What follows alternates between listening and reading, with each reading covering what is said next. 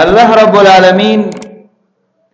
د دې بنده چې کومي ذمہواری مقرر کړی دي نو څه ذمہواری داسې دي چې الله رب العالمین حکم دی چې دا وکړي او څه ذمہواری داسې دي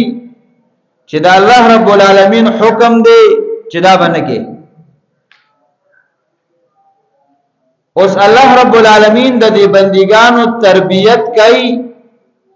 په دغه میاشت د رمضان المبارک کې. الله رب العالمین بنده ته وایي روزه به نیسه، بنده کې د منلو صلاحیت او د عمل صلاحیت شته دی نو دی عمل شروع کی روزه نیسی. د روزي په نیولو کې سستی او کوتاهی حتی الوسع نه کوي او الله رب العالمین بیا حکم کړی دی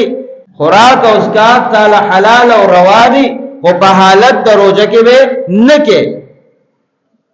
او بنده په دغه عمل باندې لګیا دی، عمل پیرا دی، دغه حکم سر ته رسي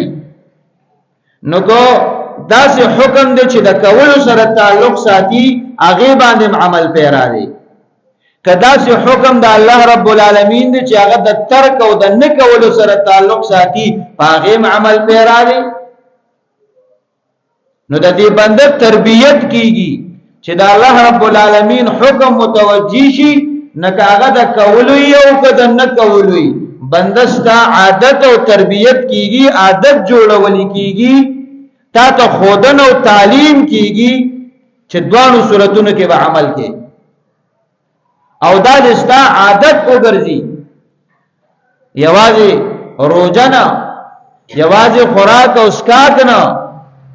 بلکې د شریعت چې څومره دایره ده کاغه د کاروبار سره تعلق ساتي، د معاملاتو سره، کاغه د معاشرت سره تعلق ساتي، کاغه د عبادتو سره تعلق ساتي، کستا انفرادی زندگی ده او کستا اجتماعی زندگی ده خو چې د الله رب العالمین حکم د کول دی بس چې ته هغه عمل پیرای. الله رب العالمین منع کړی دا بس چې ته هغه نه منئ. نو دا الله رب العالمین د خپل بندګانو تربیت کوي او بیا الله رب العالمین په دې بندګانو کې هغه استعداد د تقوا او د پرهیزګارۍ هغه په دې بندګانو کې راښکارا کوي او نمایه کوي. ځکه الله رب العالمین فرمایي چې د دې روزي فرضیت د دې لپاره دی لعلکم تتقون چې تاسو کې تقوا، تاسو کې پرهیزګاری پیدا شي. اوس پرهیزګاری او فرهیز ستوي، فریض هر هغه سیسته ویل کیږي چې د انسان لپاره نقصانی داغه نه ځان ساتل دې ته پرهیز وي. کستا بدن ته نقصان رسي ځان ته ساته وي پرهیز وکي. کستا ایمان ته نقصان رسي، ستا عمل ته نقصان رسي، ستا آخرت ته نقصان رسي، ستا کاروبار ته نقصان رسي وي دین اجتناب کوا، دین پرهیز کوا دا کار نقصان درکې. اوس دغه د پرهیزګاری او د فریض دغه استعداد الله پاک په دې بنده کې کړلې دغه روزي د عمل د وجنا په دې کې دغه استعداد راښکارا کول کیږي چې تاکي الله رب العالمین استعداد د تقوا کړلې چې تکالو سر خوراک او اسکاک کې ستاره پر حلال دی یو لسمیاشت خوراک او اسکاک کې وکړو او چې الله رب العالمین حکم را لې چې په رمضان المبارک کې په حالت د روزي کې به دغه خوراک او اسکاک نه کې نو په بنده کې دغه استعداد دی د پرهیز د ځان ساتلو هغه خوراک او اسکاک چې دی عادي دی د جسمانی ضرورت دی او چې الله پاک کوئی نه به کې بنده په هغه باندې لبیک کوي او تیاری. نو الله رب العالمین فرمایي دغه فریض دغه صفت د پرهیزګاری او د تقوا دا بزان کې راښکارا کا، دا بزان کې را بیدار کا، دیلا غلبه ورکا چې صرف د خوراک او د اسکات یا د روزي د حد پورې محدود نه بلکې په تمام ژوندۍ باندې دا حاوی وګرځي او الله رب العالمین چې د منع حکم راځي بس چې ته د پرهیزګاری او د فریض صفت دا د مخې ته نیولي او په دې باندې عمل پیرای نو د رمضان المبارک یا د روزي فرضیت چې راغلي دی د تربیت په بنیاد باندې دی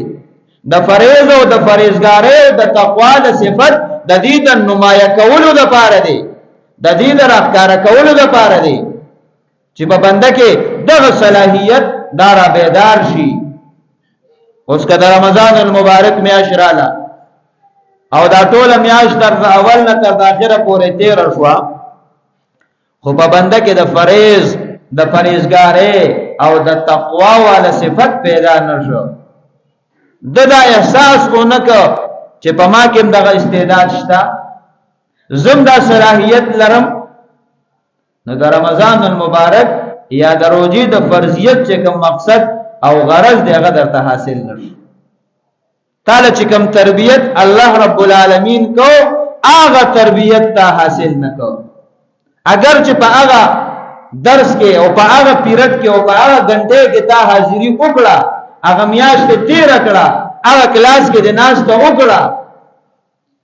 خدای ناس ته او دغه غنټه او دغه ساعتونه چې د صدا پاره وو هغه درته حاصل نشي دا تمام زندگی روانه ده هر کال دا توفیق الله رب العالمین منګ او تاسو درا کوي دغه موقع پلاس باندې راځي او زمنګ نه د قرانګي فوت کیږي د رمضان المبارک ته تیرېدو نه بعد چې کومه زندگی ما او تا تیرو یو لس میاشتې د آینده رمضان المبارک پورې هغه زندگی زما اوستا آیا په دغه فریض او فریضګاری او په دغه اصول ده کنا صرف د رمضان المبارک میاش کې حاضری کړي ده بس